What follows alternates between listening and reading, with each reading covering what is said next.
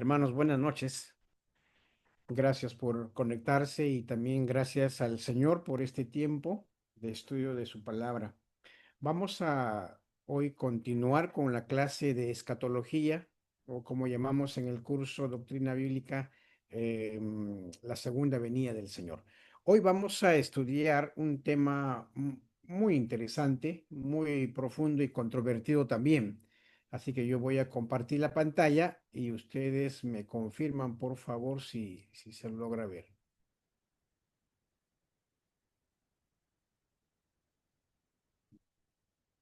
Estamos.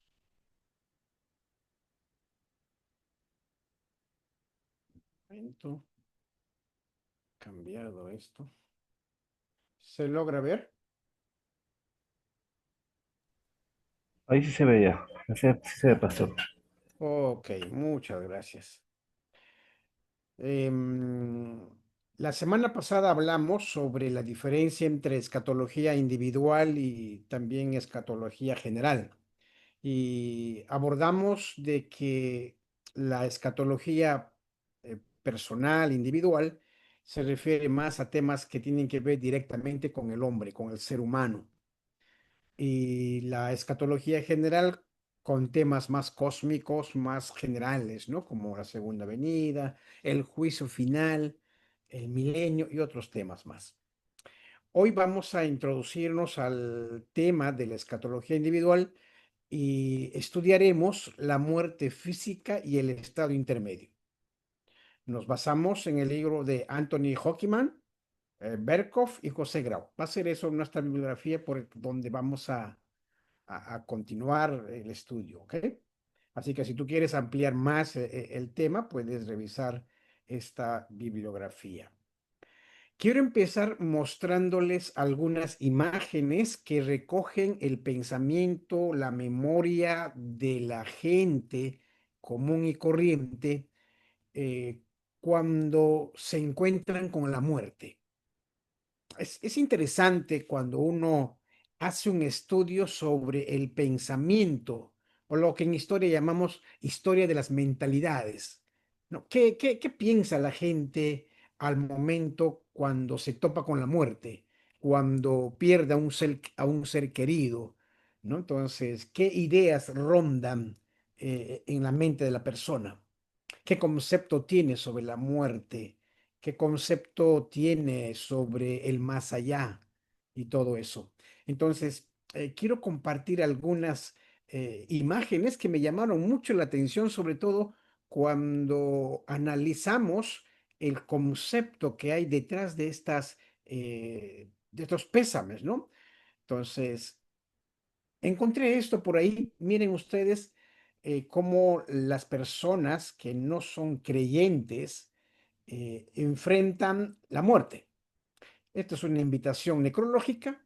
Ustedes pueden ver ahí, lamentamos la irreparable pérdida. Aquí ya hay algo que tenemos que analizar, ¿no? Las personas que perdieron a este ser querido al momento de extender y elaborar su invitación para poder ubicar en los medios de prensa probablemente, recurren a palabras que describen este evento que es la muerte. Dice, lamentamos la irreparable pérdida y nos sumamos al dolor de nuestro apreciado viceministro de Fomento a las MIPIMES de República Dominicana, Ignacio Meléndez, por el lamentable deceso de su familiar. Miren, aquí hay dos palabras que podríamos estudiar un momento. Nos detenemos a ver la palabra pérdida, la palabra irreparable, la palabra dolor, ¿no? Y la palabra deceso.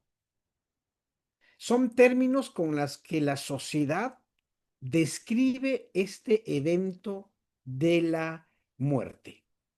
¿No? Es muy interesante que dice irreparable pérdida. La muerte para mucha gente es pérdida, ¿no? Y esto hay que analizarlo un poquito mejor. Hay otra imagen acá que encontré por ahí y dice, el Consejo de Comunicación extiende sus condolencias al colega y periodista Anderson Boscan por el sensible fallecimiento de su padre. Bueno, hasta aquí comunican la pérdida, ¿no? El fallecimiento de papá. Ahora viene la parte que tiene que ver con la invocación, ¿no?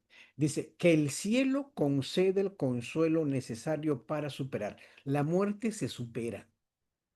La muerte es un dolor que lo describe muy bien, que invoca al cielo para que puedan superar estas personas que han presenciado, han sido testigos del fallecimiento de este señor. Y nuevamente, ojo aquí, ellos siguen por lo menos poniendo la frase irreparable pérdida, pérdida. ¿No? Esa es la forma como se refieren a la muerte. Y quizás una última, dice condolencias, el director regional de salud a nombre de los trabajadores administrativos y asistenciales expresan sus más sentidas condolencias a la familia por la irreparable pérdida de quien vida fue, aparece el nombre. Miren, nuevamente, al parecer esto de irreparable pérdida es la forma muy general que la gente que prefiere referirse a la muerte. La muerte es una pérdida, ¿no? Y luego más abajo llama la atención esta otra frase, quien dejó de existir, quien dejó de existir.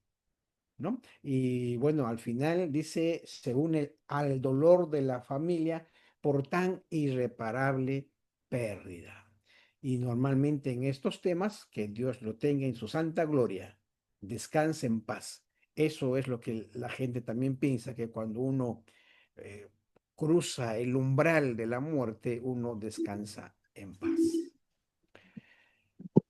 ¿Qué pensamiento se les viene a ustedes cuando escuchan y leen esto? ¿Qué piensan? ¿Han perdido a un ser querido ustedes también?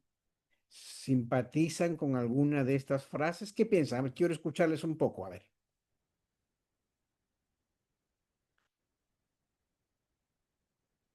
¿Alguien quiere comentar o no?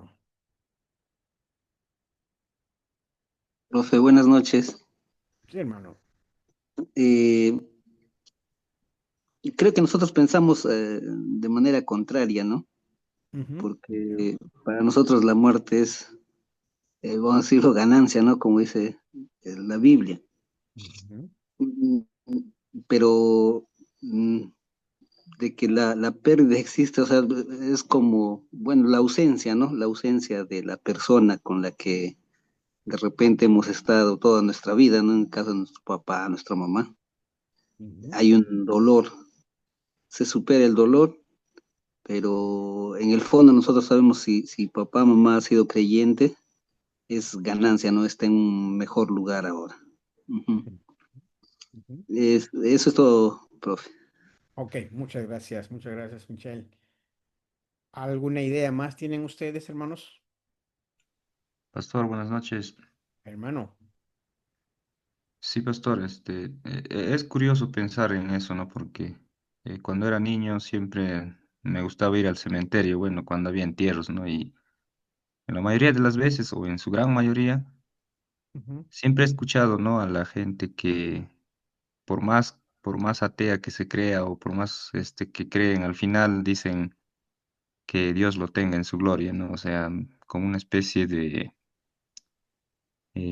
para poder amortiguar o para poder calmar a la gente, ¿no? ujú, ujú, Y de niño, antes que todavía fuera cristiano, siempre me he inclinado para ver, ¿no? Me he asomado para ver qué era la muerte y todo eso, ¿no? Entonces, era algo interesante, bueno, hasta que ya con el tiempo leí la Biblia y he entendido y he encontrado la paz para decir, ¿no? O sea, para descansar sobre eso, ¿no?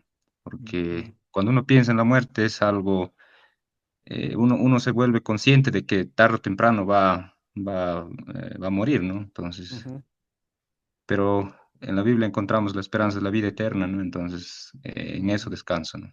ujú, Esa sería mi ujú. opinión, pastor. Muchas gracias, hermano. Muchas gracias. ¿Alguien más quiere opinar? Con mucha confianza, hermanos, puedan ustedes opinar sobre lo que hemos leído.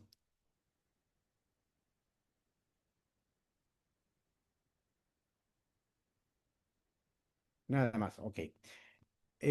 Miren, sí, creo la sociedad que está sin Cristo, las personas que no conocen a Cristo, enfrentan la muerte de otra manera, conciben la muerte de otra manera, definen la muerte de otra manera. Para nosotros, los que somos creyentes, definimos la muerte como consecuencia del pecado del hombre. Y esto lo vamos a ver dentro de un momento. Pero también nosotros afirmamos que la muerte es un hecho real que tenemos que enfrentar tarde o temprano y que experimentaremos todo lo que el tánatos significa. Alguien dijo que la muerte es un paradero obligatorio donde todos bajaremos en algún momento. Algunos ya bajaron en su paradero, algunos todavía su paradero está un poco más adelante. Pero cuando nuestro paradero esté más cerca, cuando llegue el momento, los creyentes en Cristo enfrentaremos la muerte de una manera distinta. No quiero decir que no vamos a llorar si es que perdemos a un ser querido. No quiero decir que vamos a estar tranquilos o como, por ejemplo, en Huanta fue donde escuché alguna vez que un pastor le estaba llamando la atención a un hermano que estaba llorando sobre la tumba de su hijo. Y le estaba llamando la atención en el sentido de que por qué tenía que llorar, porque el dolor era falta de fe, porque su hijo ya estaba con el Señor. Entonces, si nosotros queremos enfatizar que no debemos llorar y no debemos sentir dolor por la muerte, quizá estemos entendiendo un poco mal el concepto cristiano de la muerte. Para nosotros, a diferencia de lo que acabamos de leer de estos tres ejemplos, para nosotros los cristianos la muerte no es pérdida, es ganancia. Y ahora, el punto es, como dice Sproul, que el mundo siempre compara la vida y la muerte en términos de bien y de mal. La vida para todo el mundo, o bueno, para la mayoría, es bueno. Y la muerte es malo porque trae dolor y es más, nadie quiere la muerte, ¿no? Entonces, pero el mundo siempre ha visto en esta correspondencia entre vida y muerte como bien y mal, pero el creyente no, sino incluso el apóstol Pablo en el pasaje que ustedes ya están leyendo en la pantalla, Pablo compara entre lo bueno y lo mejor. Pablo dice, porque para mí el vivir es Cristo y el morir es ganancia. Ojo, el cristiano no debe terminar allí de leer.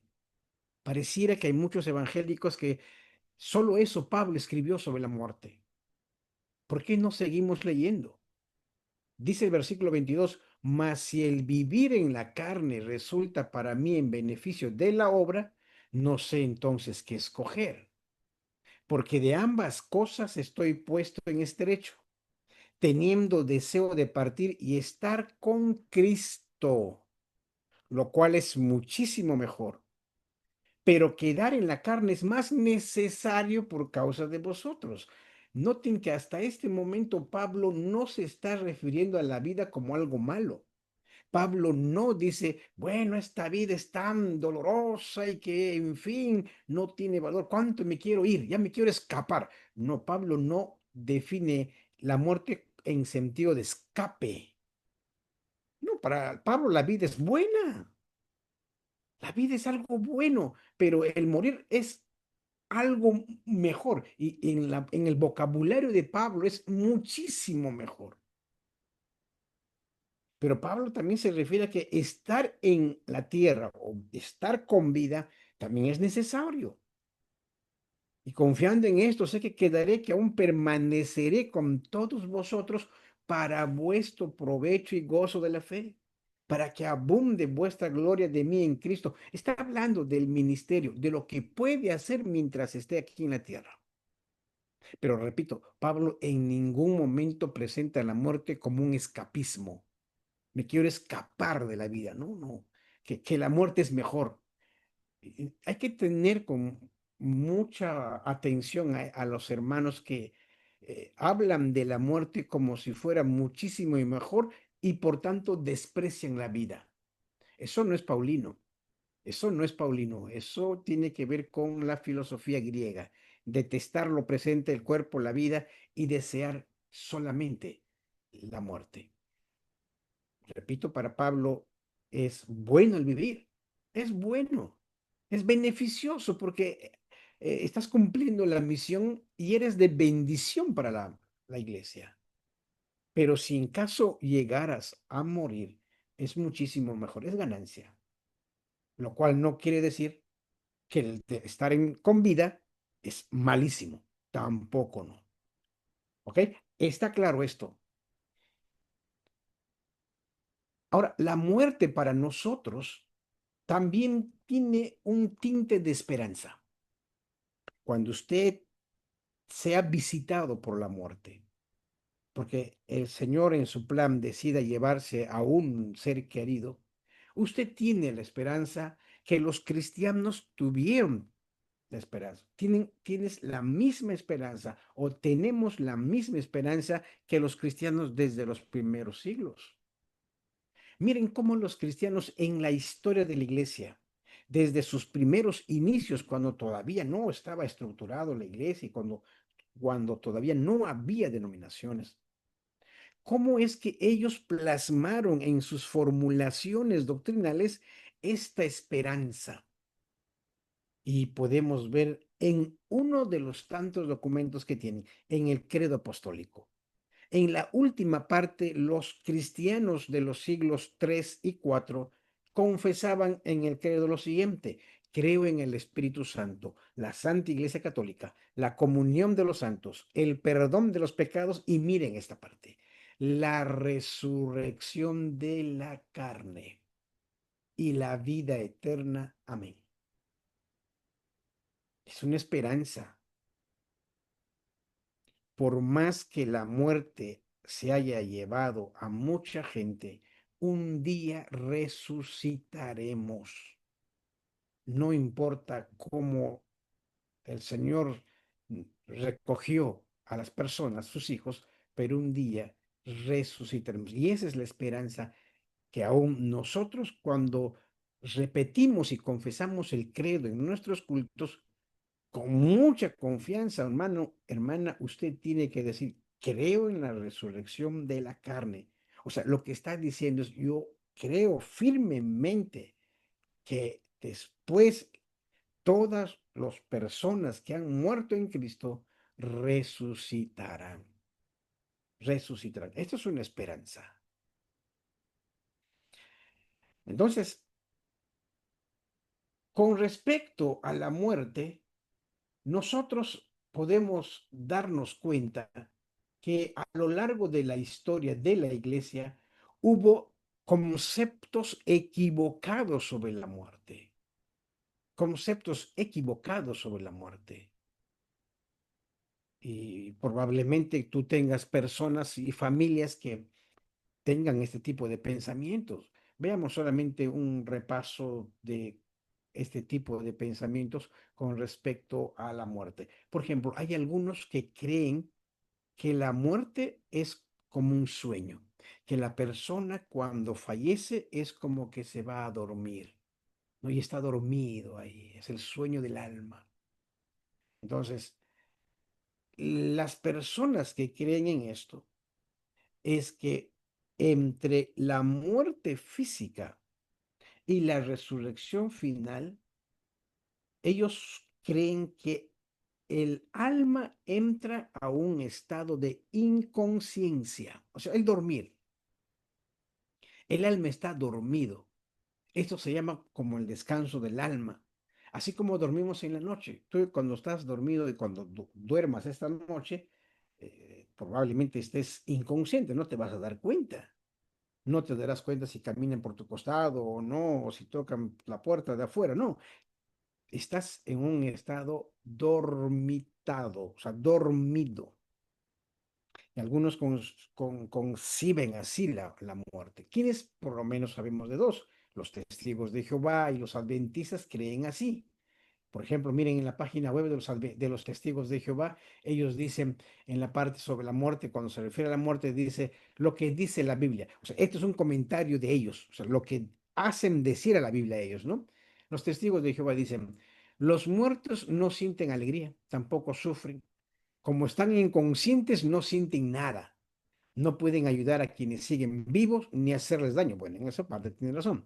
Según Eclesiastés 9, 5, 6, según ellos también, los vivos tienen conciencia de que morirán, pero en cuanto a los muertos, ellos no tienen conciencia de nada en absoluto.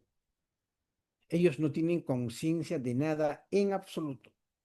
También su amor y su odio y sus celos ya han perecido y no tienen ya más porción hasta tiempo indefinido. Miren que aquí los testigos de Jehová en su doctrina dicen que los muertos no tienen conciencia de nada.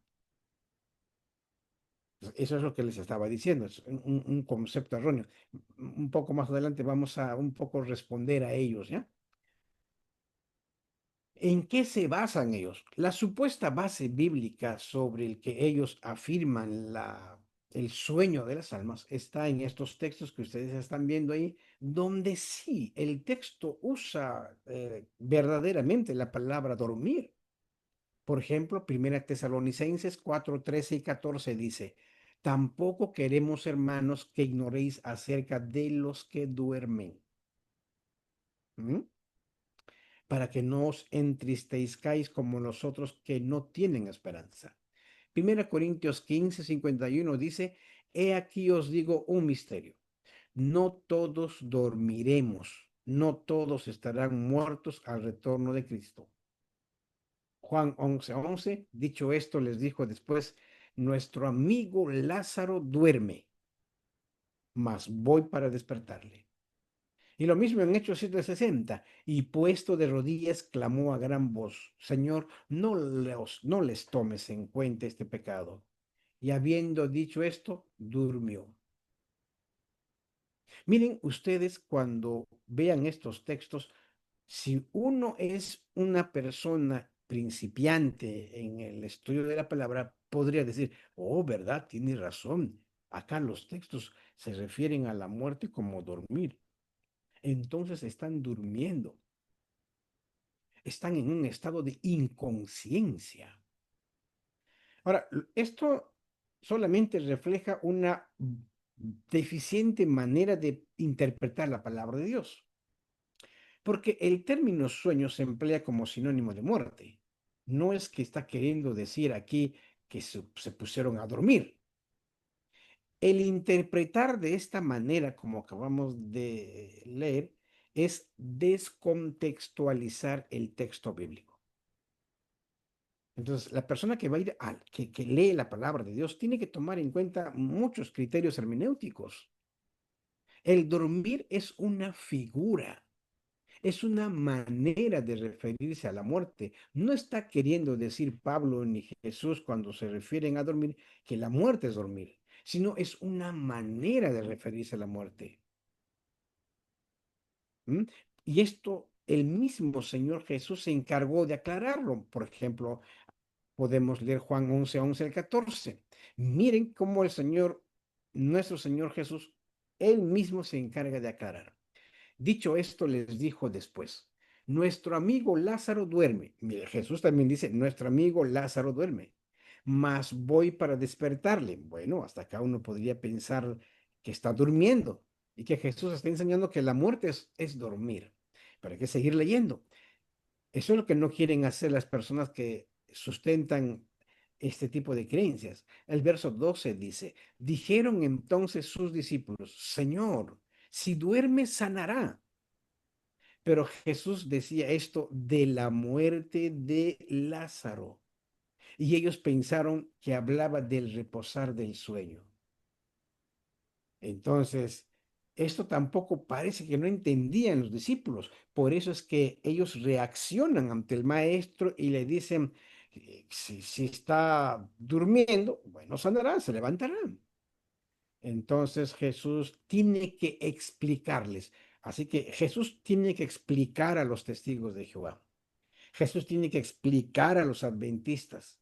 Y creo que también a algunas denominaciones actuales, ¿eh? Y Jesús en el verso 14 es bien claro. Entonces Jesús les dijo claramente, Lázaro ha muerto.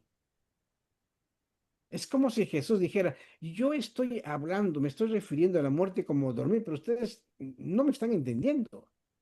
Al decir que Lázaro duerme, claramente les estoy diciendo que Lázaro ha muerto. Entonces, esto es un claro ejemplo, hermanos, de que las personas que usan ese texto donde dice o usan el término dormir, no es que el propósito es que están queriendo decir que durmió, sino es una manera de referirse a la muerte. Y que Jesús dijo claramente ahí, Lázaro ha muerto. Yo hablé de manera metafórica, pero en realidad Lázaro ha muerto. Y no pueden entender eso. Entonces, hermanos, interpretar de esa manera es descontextualizar el texto. Ahora, ¿qué tenemos en la palabra de Dios? Hay textos bíblicos que hablan de estado de conciencia, o sea, no de inconsciencia, sino la Biblia presenta evidencias de que la persona que muere pasa no a un estado de inconsciencia, sino a un estado de conciencia. Es como se dice, el ser humano, en este caso puede ser el ser humano o el cristiano, no pasa ni un segundo, ni un microsegundo sin estado de inconsciencia. Pasa de este mundo al otro mundo, hay continuidad de conciencia. La muerte no provoca ni un milésimo de segundo de inconsciencia.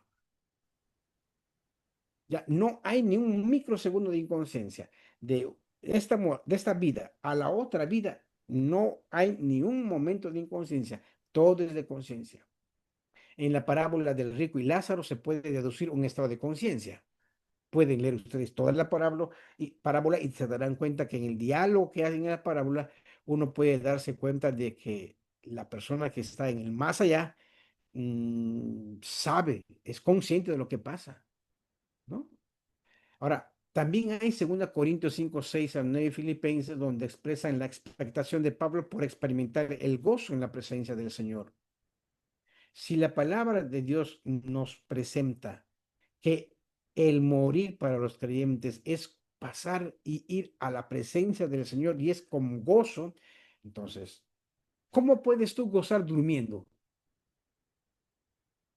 ¿Puede una persona disfrutar, podría una persona disfrutar de la presencia de Jesucristo en el más allá si está dormido? O podríamos poner un ejemplo más práctico. Tú cuando estás dormido, si es que eres papá, ¿disfrutas de la presencia de tu hijo? El dormido no disfruta de nada. El dormido solamente está en un estado de inconsciencia.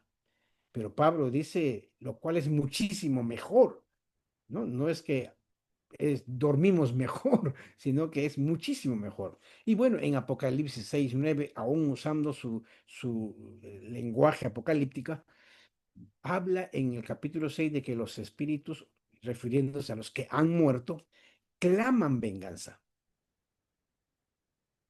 ¿Ya? Ahora, aquí hay que detenernos un poco.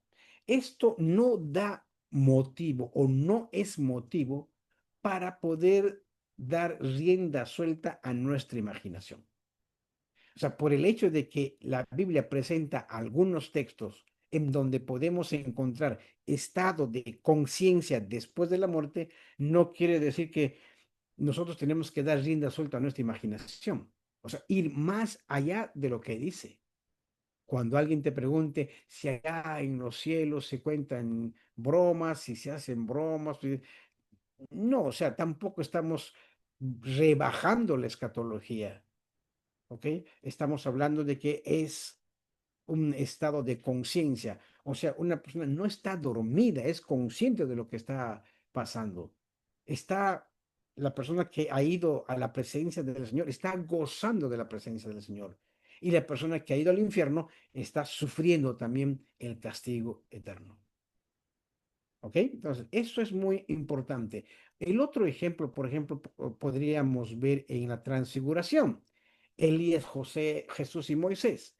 Elías no había muerto, nosotros conocemos que él había sido llevado, y Moisés sí había muerto. Cuando sucede lo de la transfiguración, eh, a Jesús le acompañan Moisés y Elías. Moisés había muerto.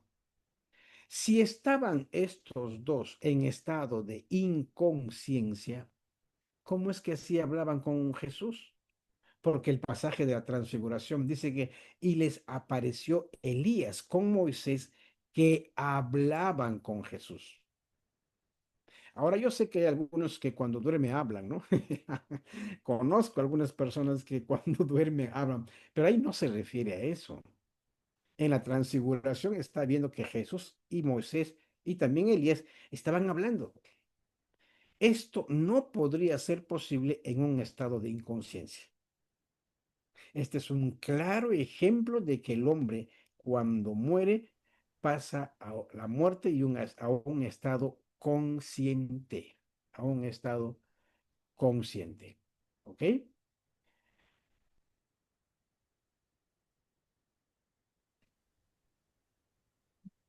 No, yo creo que tenemos memoria. Hay un hermano que pregunta si algunos dicen que no, pastor, después de muerte nos conoceremos. Lo más probable es que sí, por supuesto. Cuando dice no tendrán más memoria, no se está refiriendo a que nos vamos a conocernos. Ahora, hay conciencia. Miren acá, por ejemplo, que por lo menos el que estaba viendo en la transfiguración podía ver que era Moisés y que era Elías, aunque el que estaba viendo no estaba muerto. Pero por lo menos sabemos a partir de estos pocos textos que esto de conciencia podría ayudarnos a pensar de que nosotros vamos a conocernos. Ahora, el asunto es que si vamos a tener este tipo de relación, papá, mamá, hijo, esposa, Jesús dijo bien claro, ¿no? Cuando respondió esa pregunta supuestamente difícil, ¿no? De esa mujer que tuvo varios esposos en el día de quién será esposo, y Jesús dice, allá no hay matrimonio, no se darán en casamiento. ¿No? Allá no va a haber esposo, esposa. El conocimiento será profundo, ¿ok? Em, Calvino, en algunas obras muy importantes, como este manuscrito de 1534 que lleva por título una cosa muy larga, pero que uno al traducir dice que las almas santas de los que mueren en la fe de Cristo viven con Cristo y no duermen. Calvino afirma categóricamente que no duermen, sino que están con Cristo gozando de la presencia del Señor. Y lo mismo, la otra cita que Calvino hace con respecto a la muerte, noten que pareciera que Calvino está enfrentándose a las personas que están enseñando sobre el dormir. Y dice, una refutación del error entretenido. Mire, para Calvino, para el tiempo de Calvino ya era un entretenido. Por algunas personas poco hábiles que por ignorancia lo que se imagine que en el intervalo entre la muerte y el juicio del alma duerme. O sea, eso nos hace pensar que Calvino se enfrentó, no aceptó ese tipo de enseñanza, sobre todo de los socinianos que enseñaban que la muerte es como un dormir, el sueño del alma. ¿Ok? Entonces, esto es un buen dato. El otro, la otra, el error de entender la muerte es aquellos que enseñan la aniquilación del alma. Una vez yo conversé con una persona, no sé de qué religión era porque no me dijo, pero en el pensamiento de esta persona, cuando hablamos, en resumen, era de que la muerte es el final de todo. Ahí acabó todo. La muerte nos aniquila y ahí nadie más. No hay nada más después de la muerte. Entonces, eh, esta manera de pensar eh, está, tiene sus debilidades y serias debilidades. Esta corriente de pensamiento también se llama el aniquilacionismo. Y el aniquilacionismo sostiene que el alma del hombre después de la muerte es aniquilada, desintegrada, pulverizada. En otras palabras, el alma deja de existir. Si fuera así, yo les diría, si fuera esto cierto, ¿saben qué? Esto sería una buena noticia o mala noticia. ¿Qué piensan? Mala noticia. ¿Cómo? ¿Sería una buena noticia o mala noticia? Sería una buena, pastor, pensándolo así ya porque podrían decir muchos, ¿no? Porque se podría decir incluso, ah, entonces ya no voy a sufrir la castigo, ¿no? Muchos podrían decir. Claro, puede ser de mala noticia, claro, gracias, Dorquitas, hasta también puede ser una buena noticia. Si todo termina con la muerte y nos pulverizamos, ya pues ya no hay posibilidad, las posibilidades de ir al infierno ya no hay. ¿M? Y no seríamos juzgados. Claro, ya, por supuesto, nos libraríamos del juicio. Es como cuando usted, por ejemplo, cuando estaba por dar el examen del curso más difícil que detestaba probablemente usted, el profesor diga, muy bien, muchachos, el examen lo postergamos. ¡Wow! ¡Qué feliz te sentías!, ¿no? Entonces, como que esa sensación uno tiene si uno piensa que el alma es aniquilada después de la muerte. Pero no, por supuesto que no. La aniquilación no es una doctrina verdadera. No, no, no, no es. Hay una pregunta que hace Berlit, cuando un creyente muere de inmediato, ¿estamos con Dios o hay un lugar separado? No, estamos con el Señor, ¿ya? Pero ahí hay que hablar un poco, hay que comentar sobre el estado intermedio, que también vamos a hablar casi al finalizar la clase de hoy. Ahora, ¿por qué? Hermanos, sabemos que el alma no es aniquilada. ¿Saben por qué? Porque existe un infierno y existe un cielo. Porque nuestro pensamiento y nuestra doctrina es a partir de lo que dice la palabra de Dios. Como cristianos, toda nuestra escatología tiene que ser alimentada, estructurada, expuesta a partir de la palabra de Dios. Y la palabra de Dios en ningún momento presenta un aniquilamiento del alma. No es que dice, bueno, una vez que tú mueras, ahí termina todo. No, porque la palabra de Dios muchas veces y reiteradas veces, diría yo, presenta la existencia del cielo, la existencia del infierno. Mateo habla bien claro, pero yo os digo que cualquiera que se enoje contra su hermano será culpable de juicio y cualquiera que diga necio a su hermano será culpable ante el concilio y cualquiera que le diga fatuo quedará expuesto al infierno. O sea, no, no es que el que diga fatuo o necio, él quedará aniquilado, no, será ir al infierno de frente, en resumen. Este y otros textos hay en la que hablan claramente la existencia del infierno. O yo sé que hay algunos que dicen que el infierno no existe. Es una mala forma de averiguarlo yéndose a morir. La palabra de Dios no entra, no pone en tela de juicio la existencia del infierno. Tampoco pone en duda la existencia del cielo. ¿Ok? Entonces, por eso es que no podemos aceptar ni un centímetro del aniquilacionismo. Eso no es posible. La vida no acaba con la muerte. ¿Ok? La vida no acaba con la muerte. Pastor, Sí, hermano. eso del aniquilacionalismo, creo que los testigos de Jehová también lo predican, ¿no? Es su doctrina, ¿no? Sí, Para algunos, no, no todos. los testigos de Jehová, ¿no? Para Sí, predicar la exterminio de las almas. sí, sí, sí, por supuesto. Pero hay algún sector de los testigos un poco medio más reformados, yo diría yo, que tienen otra manera de enfocar, pero el grueso de los testigos de Jehová hablan más del aniquilacionismo. ¿Ok? Juan Guerra pregunta, ¿cómo sabía que era Moisés y Elías si ellos no lo conocieron? Buena pregunta, Juancito. Y yo te respondería rápidamente con esto. Hay que distinguir la, a ver, ¿cómo uso? La cronología del evento con la cronología de redacción. O sea, en resumen, el tiempo de redacción del Evangelio y el tiempo del evento mismo. ¿Ok? ¿Qué quiero decir con esto? Que cuando Pedro, Juan, Santiago miraron a estos dos hombres ahí al costado de Jesús, eh, ese es el mismo evento. Ahí los evangelistas no estaban con su cuaderno anotando y ese barbón debe ser Moisés y ese debe ser Elías, ¿no? No. Eh, Probablemente la redacción del evangelio fue posterior, ¿no? Entonces, pero ahí también está la otra respuesta cuando dice, ¿por qué entonces Pedro y Juan dijeron, Señor, haz aquí una enramada para Moisés y otra para Elías? Dice, ¿no? Entonces, allí sí las cosas son más complicadas, ¿no? Y ahí ya tenemos que hablar, bueno, la mayoría como Everett Harrison, R.K. Harrison, hablan la mayoría sobre una supuesta revelación. Eso lo hablaron por revelación, ¿ok?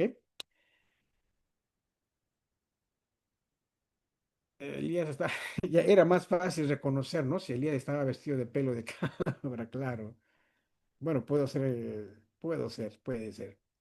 Bueno, la Biblia habla de un fuego que nunca se apagará, queridos hermanos. ¿Ya? Y del gusano que nunca morirá. Ese es el pasaje muy conocido, ¿ya? Si tu ojo te es ocasión de caer, bueno, córtalo, mejor te es entrar en la vida manco que teniendo dos manos e ir al infierno, al fuego que no puede ser apagado. La Biblia claramente habla de la existencia de un infierno donde el castigo es eterno. Ojo, solo quiero referirme al infierno. Relacionado a esto, algunos piensan que el infierno es como que ya, la muerte eterna es que cuando después del juicio final, cuando el Señor mande a las ovejas al cielo y a los cabritos al infierno, algunos piensan que cuando los manda al infierno, morirán eternamente. Ya, listo, terminar, murieron. Ahí no, morir eternamente no es dejar de existir. No vayan a pensar, oh, yo prefiero irme entonces al infierno, porque al final me manda al infierno y ahí muere todo. No, no, esa es una mala manera. El sufrir en el infierno es eternamente. La muerte eterna es sufrir eternamente. El sufrimiento será por todo el resto de la eternidad. No es que sufrirán un ratito y ahí acaba, no, es eternamente. Sufrirán por toda la eternidad. Ahí no hay aniquilación. ¿Ok? Esto es muy importante porque hay algunos. Yo escuché a un compañero de la universidad que dijo, bueno, yo quiero en realidad ir al infierno. Pero yo me quedé muy, muy desconcertado frente a tan atrevido comentario. Digo, ¿y por qué? Es que en el infierno irán todos los pecadores y todas las pecadoras. Allá nos vamos a vacilar y allá va a ser toda una fiesta, ¿no? Diversión, eh, toda una vida desordenada, desenfrenada. Y ya pues ahí vamos a estar todo el tiempo con todas, ¿no? Y yo dije, estas no entiende de lo que es el infierno. No, no entiende nada de lo que es el infierno, ¿ok? Es sufrimiento y es sufrimiento eterno, ¿ok? Con estas dos formas de mala manera de entender la muerte y pueden buscar más, hay en el libro, por lo menos Berkhoff da otras explicaciones más. ¿Qué es la muerte? ¿Qué es la muerte? Difícilmente encontrarás en un libro de teología una definición exacta, sino la mayoría entra por características, descripciones. Entonces, siguiendo esa idea, la muerte física, queridos hermanos, cuando hablamos de la muerte nos estamos refiriendo a la muerte física, ¿eh? No es dejar de existir, no es estar inconsciente, refiriéndonos a lo que acabamos de hablar. La muerte física bíblicamente es la separación del alma del cuerpo. Es la separación de la parte inmaterial, que algunos teólogos llaman el yo, o el alma, o el espíritu. Algunos teólogos prefieren más llamar el yo del ser humano, de la parte del soma, del cuerpo. En el momento cuando el hombre ocurre esta separación, se da la muerte. ¿Ya? Entonces, eh, podríamos ver esto desde el mismo momento del Génesis, cuando, por ejemplo, dice en el mandato, Jehová Dios al hombre le dijo, de todo árbol del huerto podrás comer, mas del árbol de la ciencia del bien y del mal no comerás, porque el día que de él comieres, ciertamente morirás. Entonces, hay una advertencia, hay un mandato de parte de Yahvé a Adán. Y la advertencia era que si tú comes eso, morirás. Ahora, la pregunta es, ¿comió Adán y Eva también, por supuesto? ¿Murieron? No murieron, murieron espiritualmente. Y la muerte espiritual es la separación de Dios, ¿ya? Del hombre de Dios. Esa comunión que había entre el hombre y Dios queda totalmente separada. Por eso es que algunos a partir de este texto dicen, comienzan a cuestionar al Génesis. El libro de Génesis, dicen, alguien tiene su micrófono prendido. A partir de este texto, algunos sostuvieron que el Génesis está lleno de mitos, porque ahí dice, ciertamente morirás, pero que cuando Adán comió, no murió, ¿no? Claro, pero cuando vemos al capítulo 5 verso 5 cuando dice, y fueron todos los días que vivió Adán 930 años y murió. Entonces, murió físicamente, fue separado el alma de su cuerpo. La muerte es separación, la muerte física es separación del espíritu. Alguien está manchando la pantalla, está rayando la pantalla.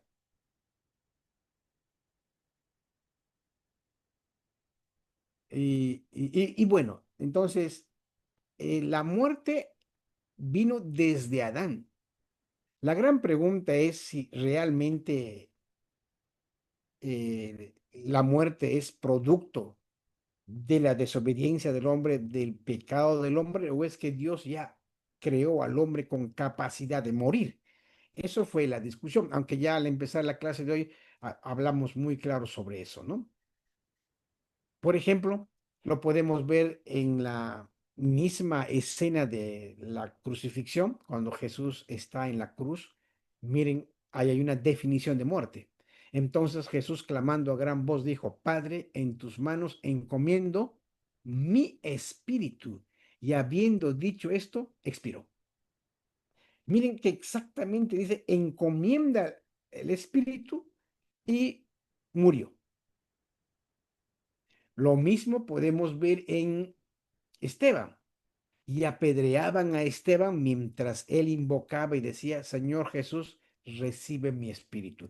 Noten que la muerte en cada uno de estos hechos siempre está relacionado a que el que va a morir encomienda su espíritu a Dios.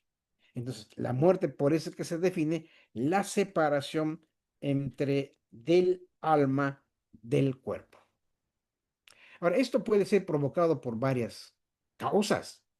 La separación del cuerpo de la parte inmaterial puede ser provocado por un accidente, puede ser provocado por un asesinato, una enfermedad. Cualquiera de estos móviles pueden lograr originar una muerte. ¿Ok? Entonces, es a partir de esta definición como nosotros podríamos eh, hallar sobre la muerte. ¿Cuál es la naturaleza de la muerte? Hay varios detalles ahí para poder pensar, hermanos, la naturaleza de la muerte. Lo primero es que quizás más para ir englobando bien y resaltando bien la idea que acabamos de decir. En primer lugar, y esto debe quedar bien claro, la muerte es cuando el yo se va del cuerpo, ¿ya? Cuando el alma o el espíritu, si deseas, se va del cuerpo. Cuando Jesús hubo tomado el vinagre, dijo, consumado es, y habiendo inclinado la cabeza, entregó al espíritu. Y lo mismo podemos ver en el caso de Esteban, como hemos hablado, pero también en Eclesiastés, cuando dice, y el polvo vuelve a la tierra como era, y el espíritu vuelve a Dios que le dio. Entonces, esto es, aunque sea muy breve, pero es muy importante.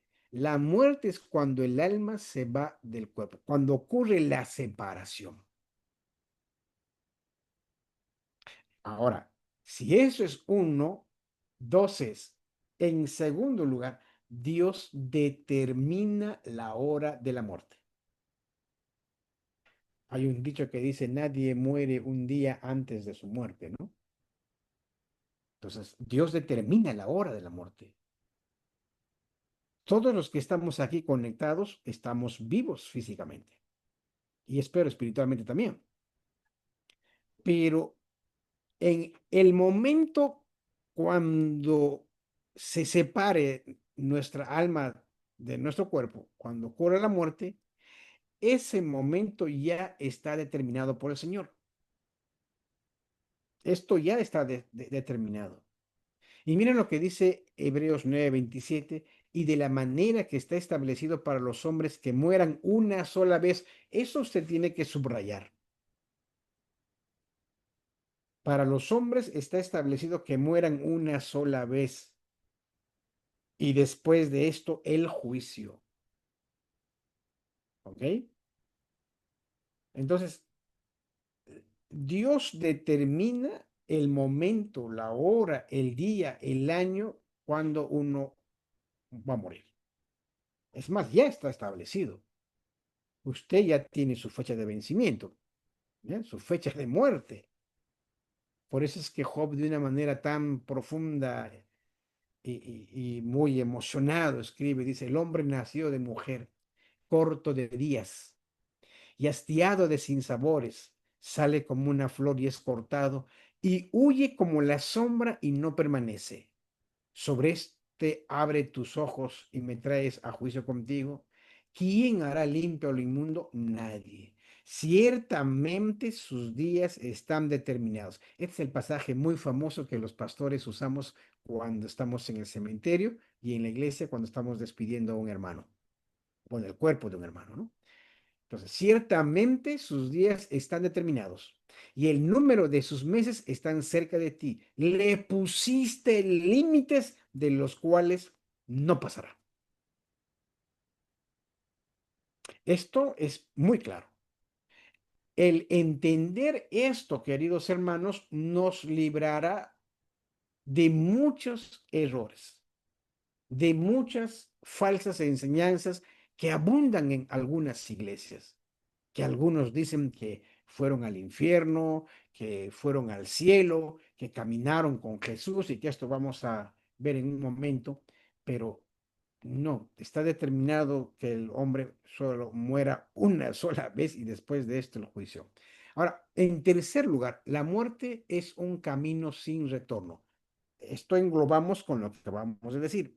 La muerte es un camino, es un, como decíamos al iniciar la clase, es un paradero donde tú te bajas, ya no vuelves a subir al bus. ¿Ok? Es un camino sin retorno.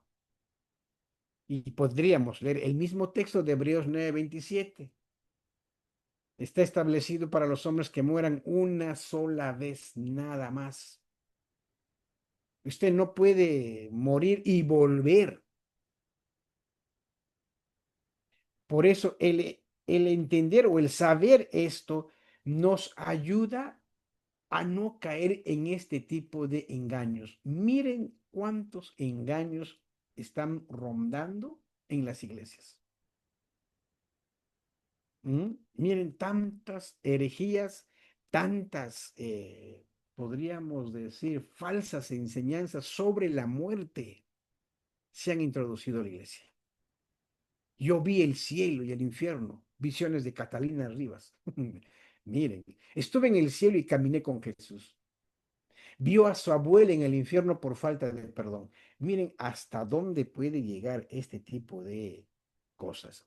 Les pregunto, ¿ustedes han escuchado alguna vez este tipo de testimonios? ¿Han visto, les han contado o no? Sí, pastor. Sí, ¿no? Ok. ¿Algo más? Algo que no está aquí?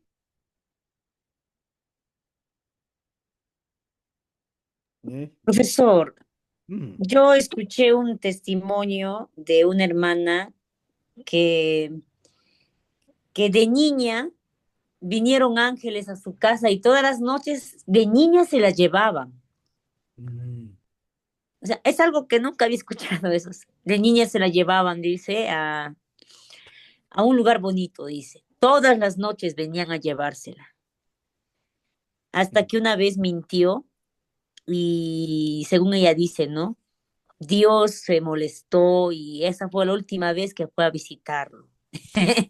Pero de ya. niña, es algo raro, ¿no? De niña, dice ella. Ya, ya, no. Sí, son construcciones escatológicas que no tienen sustento bíblico, no tienen sustento bíblico. Y no es bueno prestar atención a esto porque esto está muy ligado a enfermedades mentales, ¿no? Porque eso de sentirse Bolívar o el sentirse San Martín o el sentirse Napoleón, el sentirse Jesús o el ver a un ángel o ver a Jesucristo, ¿no? Entrar a mi cuarto, como decía Paul Yogi Cho alguna vez. O sea, son ideas que abundan dentro de la tienda carismática. El carismatismo está lleno de esto y esto ha alcanzado a las iglesias también pentecostales, asambleas de Dios, donde para ellos este tipo de profetisas que dicen haber recibido revelación directa de Dios o que les fue permitido ir al cielo un ratito o al infierno, no tienen ningún sustento bíblico. ¿Ya? No es bueno eso. ¿Algo más que ustedes hayan escuchado o hayan visto? Pastor, yo he escuchado a Gigi Ávila, ¿no? Que dice que la muerte le pedía permiso a él para que se lleve ¿no? el alma de su familiar. Y eso no es, pues, no es nada bíblico.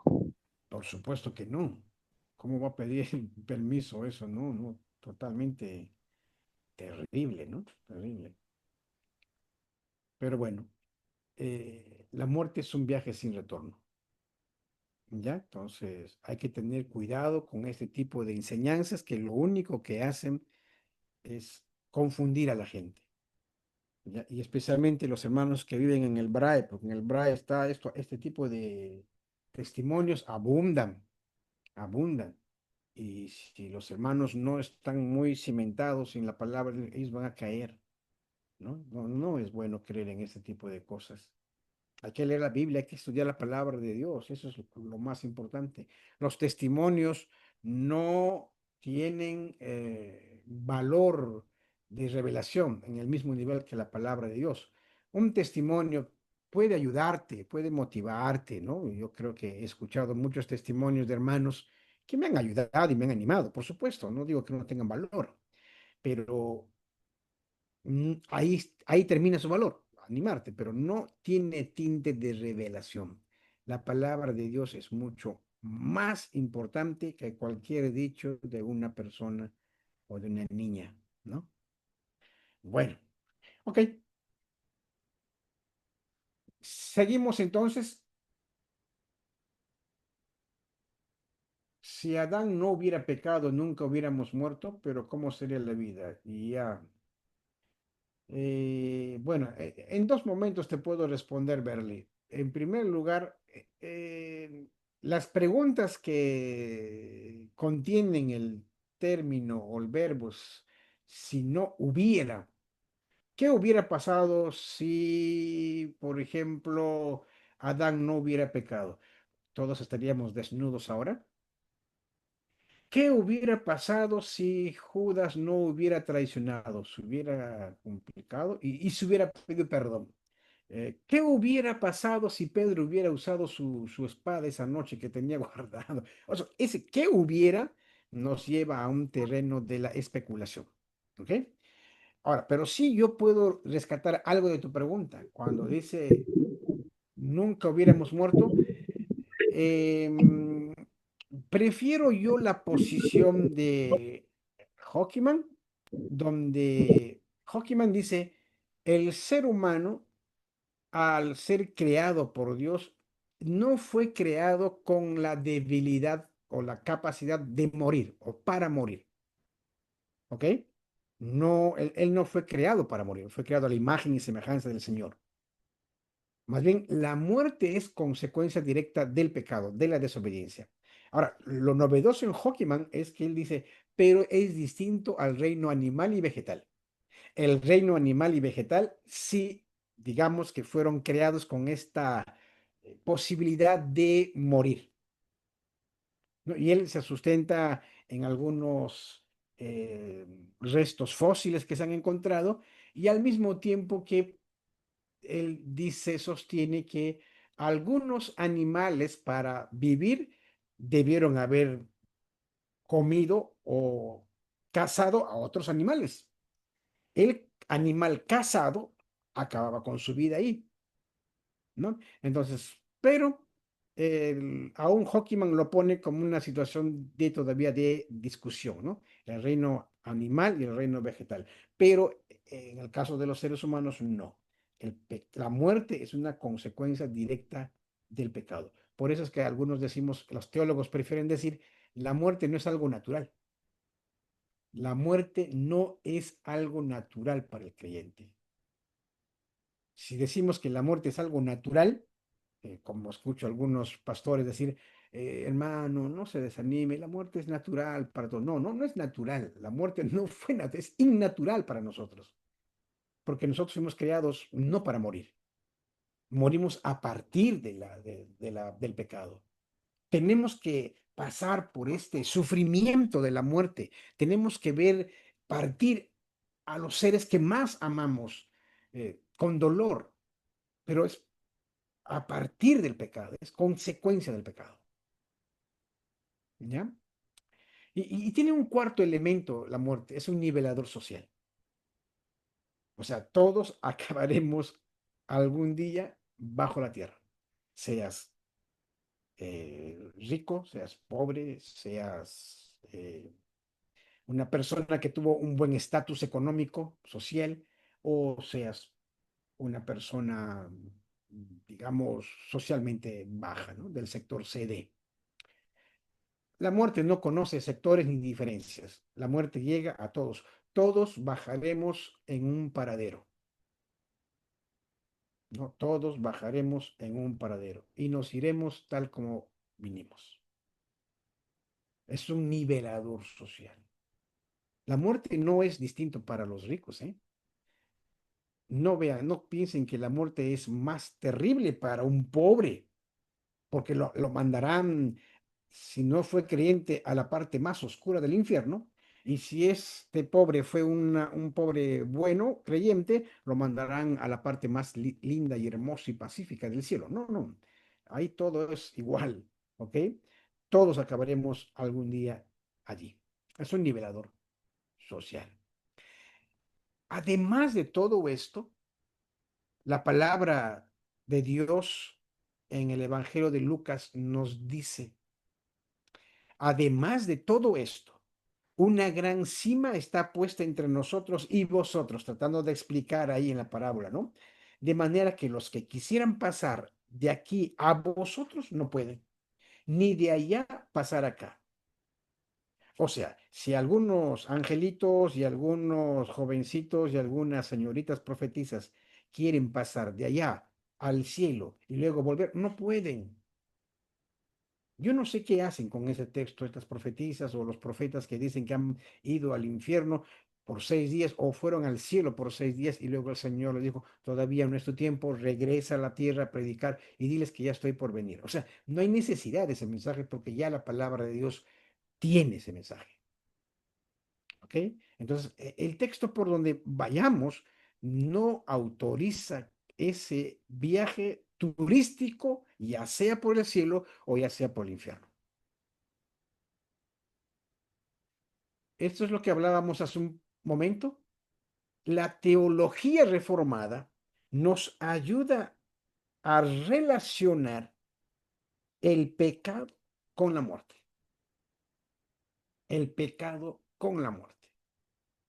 La muerte no es una consecuencia del accidente o de algo que realmente no estaba planificado. No, la muerte es consecuencia directa del pecado. Los pelagianos en el siglo V y los socinianos en el siglo XVI y probablemente algunos nuevos hoy en día enseñan probablemente que el hombre fue creado mortal. ¿Ya? Entonces, si esto fuera verdad, entonces Adán estaba sujeto a la muerte antes de la caída, ¿no? Entonces, ahí hay que tener un poco más de cuidado. Sobre eso, sobre esta relación entre el pecado y la muerte, tenemos datos muy importantes en la palabra de Dios. El hombre fue creado a la imagen de Dios. ¿Ya? Entonces, cuando el hombre salió de las manos de Dios, fue un hombre creado a su imagen. En segundo lugar, la muerte fue introducida en el mundo por causa del pecado. De todo árbol del huerto podrás comer, pero del árbol de la ciencia del bien y demás, no, porque el día que de él comieres, ciertamente morirás. Es la primera vez que la Biblia habla sobre tánatos. Y tánatos es presentado desde Génesis 2 como una consecuencia del pecado, de la desobediencia del amor. Desde entonces, tánatos es sinónimo de dolor. Desde entonces, tánatos es sinónimo de qué? De sufrimiento y de separación, de dolor. La muerte física se presenta como resultado también de su muerte espiritual. Y esto ya es la relación entre la muerte física y la muerte espiritual. Podríamos ahondar en esto, pero cuando Adán comió, y aquí podríamos resumir, cuando Adán desobedeció con Eva, murieron físicamente y murieron espiritualmente. Por eso es que la palabra de Dios en el Nuevo Testamento dice que Él nos dio vida cuando estábamos muertos en nuestros delitos y pecados. Noten que el Nuevo Testamento no cambia el concepto de tánatos. Ahora, recuerden que cuando dice la palabra y Él nos dio vida cuando estábamos muertos, se está refiriendo a la muerte espiritual. Porque ahí está hablando de la salvación. Ahí está hablando de la situación eh, imposibilitado del hombre por salir de la condenación del pecado. Entonces, por eso es que la muerte física y la muerte espiritual también están muy relacionados en Adán y hasta ahora. El estado intermedio quizás es algo que podríamos comentar brevemente antes de terminar. Eh, ¿Qué entendemos por estado intermedio? Traté de hacer esta imagen para que podamos tener una idea más clara. ¿Dónde están las personas que murieron entre el momento de su muerte y la resurrección final que viene? A este periodo entre la muerte física y la resurrección final, cuando el Señor nos llame a todos y los muertos en Cristo resucitaremos primero, como dice Pablo, El estado intermedio es esa frase que se atribuye al estado de las almas de los difuntos antes de la segunda venida de Cristo, antes de la resurrección final. Es a este periodo, ya alguien preguntó, y cuando uno muere, ¿va a la presencia de Dios? Claro que va a la presencia de Dios, ¿ya? Pero los teólogos desarrollaron el estado intermedio, trabajaron el estado intermedio como un estado, ¿ok? Para entender mejor el tema del estado intermedio, debemos conocer que la naturaleza del hombre y la inmortalidad del alma. El alma no muere, el alma sigue viviendo, ya sea en el cielo si eres hijo de Dios o en el infierno si eres hijo de condenación. La muerte no acaba con la existencia continua. La existencia continua es un concepto claramente bíblico. Como dije hace un rato, no hay ni una milésima de segundo en la que tú dejas de existir. No, tu cuerpo va a la tierra, pero tu alma sigue. No hay un espacio qué sé yo, pues de muerte de un segundo, no. El alma sigue. Esa continuidad de conciencia, como dice Hawkman, esa continuidad de conciencia se da. ¿Ok? Entonces, el, para nosotros que estamos en el siglo XXI, y creo que para todos los cristianos del siglo V en adelante, es un problema. Pero para los cristianos del primer siglo casi no era un problema. Porque cuando ellos miraban que uno de sus familiares morían, ellos pensaban que ya Cristo iba a venir. Así que no se preocupaban mucho dónde estaba el muerto o dónde estaba el alma. No se preocupaban porque ya la idea de la venida de Cristo ya estaba cerca para ellos. ¿Cuándo surge el problema? Cuando Cristo demora en venir, demora más en venir, demora más y demora más y demora más. Y ya surge la pregunta, entonces, ¿dónde están los que han muerto en Cristo? Hay que leer Tesalonicenses. Hay que leer Tesalonicenses. Entonces, los teólogos elaboraron, algunos están en desacuerdo, algunos muestran cierta duda para sostener, pero a este periodo le llaman estado intermedio. Y el estado intermedio tiene que ver pues con ese momento cuando el cristiano creyente, cuando muere, se va a la presencia del Señor. ¿Ok? Berkov, por ejemplo, parece estar en desacuerdo con la idea del estado intermedio, aunque no lo dice, pero defiende la tesis de que las almas de los justos después de la muerte van a la presencia de Dios inmediatamente y los impíos directo al infierno. ¿Ok? Esa es la propuesta. Y está bien. Me parece que eso está muy bien. El catecismo de Heidelberg, por ejemplo, nuestro precioso catecismo que dice, ¿qué consuelo te da la resurrección de la carne? Que no solo mi alma después de esta vida será llevada en el mismo instante a Cristo, su cabeza, sino que también esta mi carne, siendo resucitada por la potencia de Cristo, será de nueva unida a mi alma y hecha conforme al glorioso cuerpo de Cristo. Por eso es que decimos, ¿cuál es el asunto del estado intermedio?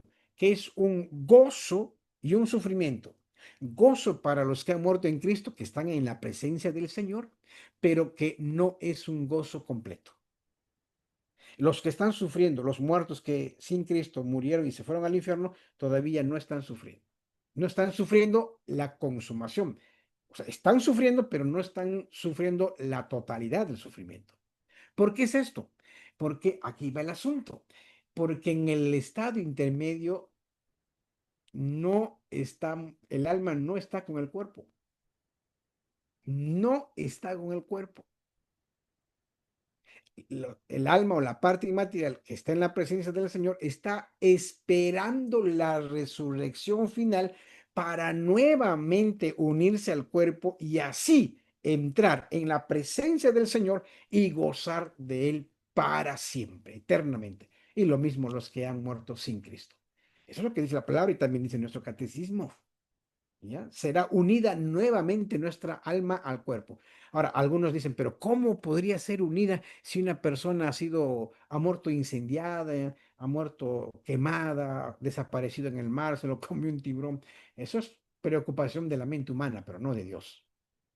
¿Ya? El que hace ese tipo de preguntas, probablemente con buena inquietud, pero son preguntas humanas que parten de nuestra limitación. Dos teólogos muy importantes, Anthony Hockenman y Gerald Nigenius, afirman que se inclinan a favor de un estado intermedio. O sea, es un tiempo en que el creyente ya experimenta la comunión con Dios. O sea, como Berkhoff, o sea, ya experimenta directamente la comunión con Dios. Y esto es muy claro con el ladrón en la cruz.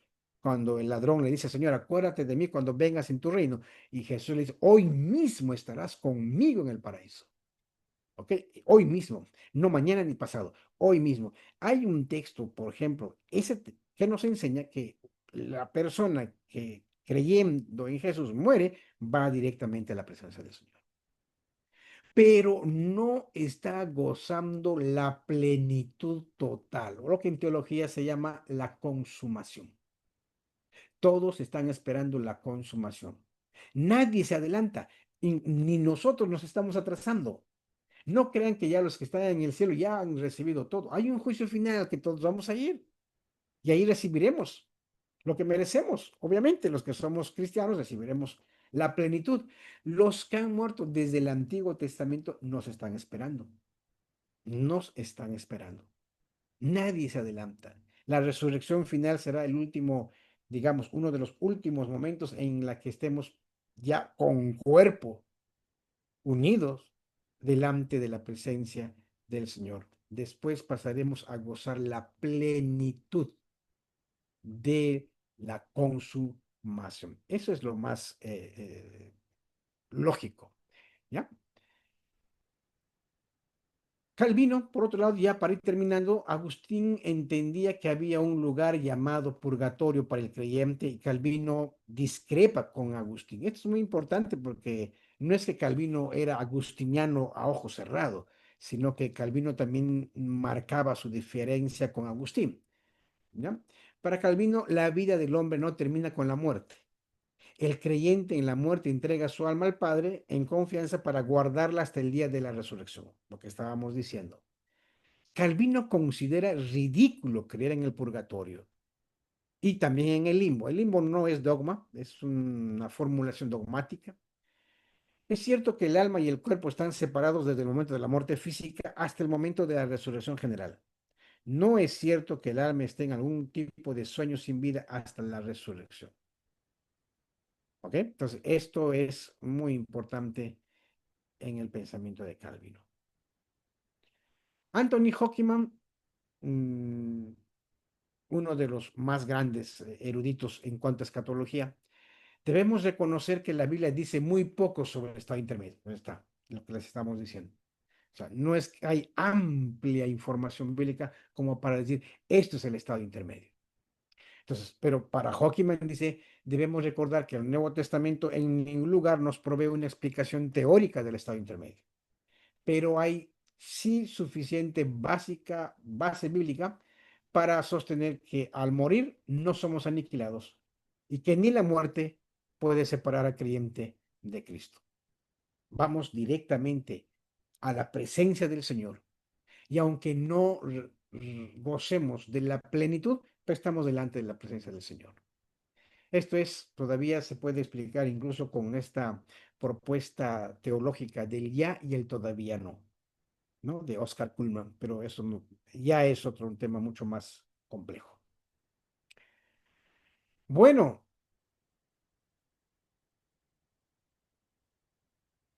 quiero terminar un poco llamando a reflexión, pensando, la creencia en la soberanía de Dios no disminuye el dolor, queridos hermanos, aunque lo pone, de hecho, en un contexto radicalmente diferente. Pueda que nunca sepamos por qué Dios se los llevó tan temprano a las personas que más queríamos. ¿O por qué permitió que una mujer tan piadosa tuviera una enfermedad incurable? ¿O por qué niños tan tiernos puedan morir en una situación tan desgarradora, pueda que no encontremos respuestas para cada uno de ellos, pero de lo que sí estamos seguros es que está con el Señor. Y que Pablo ya lo dijo, eso es muchísimo mejor, es muchísimo mejor. Ok, ¿algún comentario, pregunta? Nos quedan algunos minutos.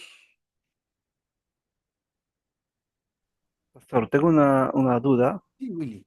¿sí? En Ezequiel 18:4 dice, ¿no? He aquí que todas las almas son mías, como el alma del Padre, así el alma del Hijo es mía. El alma que pecare, esa morirá. O sea, dice que todas las almas son de Dios, ¿no? Pero siempre he escuchado que dicen que he hecho pacto con, ¿no? Con el diablo, he vendido mi alma al diablo, dicen, ¿no? ¿Eso puede ser cierto o es un engaño también? Quizás las terminologías no es exactamente, pero que haya relaciones con el mundo espiritual maligno, algunas relaciones muy claras de personas, eso existe, ¿ya? Ahora llámalo pacto o lo que sea, quizás no nos vamos a detener a si es pacto o no es pacto, pero hay relaciones entre personas con el espíritu maligno, por supuesto que sí. Existe el mundo espiritual, existen demonios y hay personas que son especialistas en un contacto con ellos. Hay la magia negra, hay la magia blanca. Existe ese tipo de... Ustedes han escuchado que algunos van a las guaringas, por ejemplo, que algunas personas van, pagan para poder hacer daño a alguien. Pues, eso existe dentro de ese mundo espiritual, por supuesto que sí, no podemos negar, ¿no? Ahora, ¿qué palabra se puede usar, hermano? Ya eso es otra cosa, ¿no? No soy especialista en ese tipo de demoniología. ¿Alguna consulta más, queridos hermanos?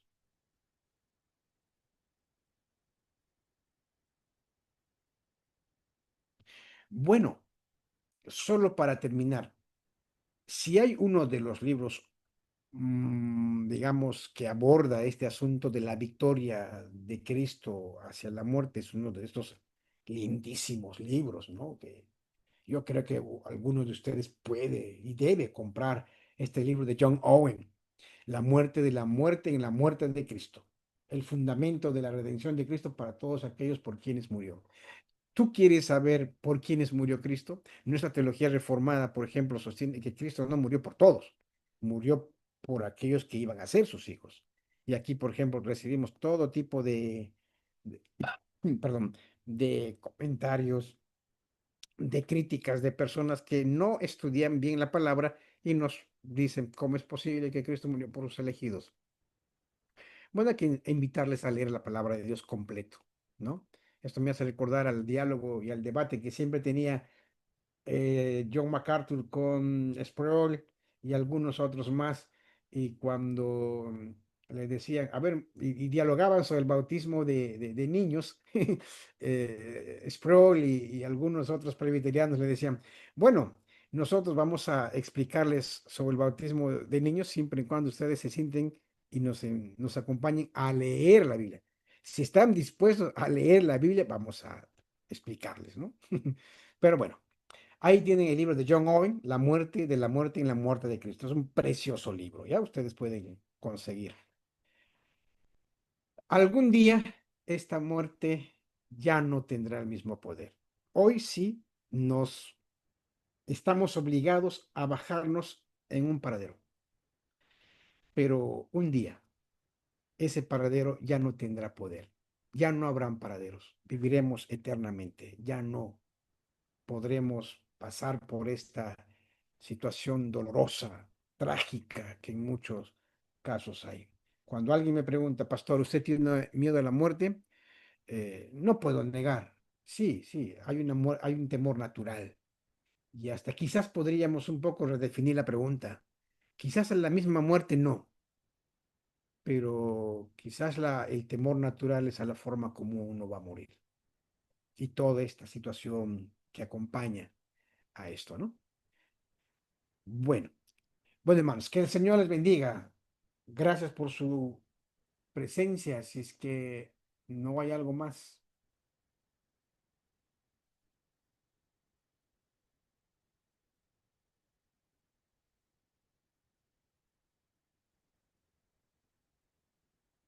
Ok, no sé si hay algo más. Pastor, ya que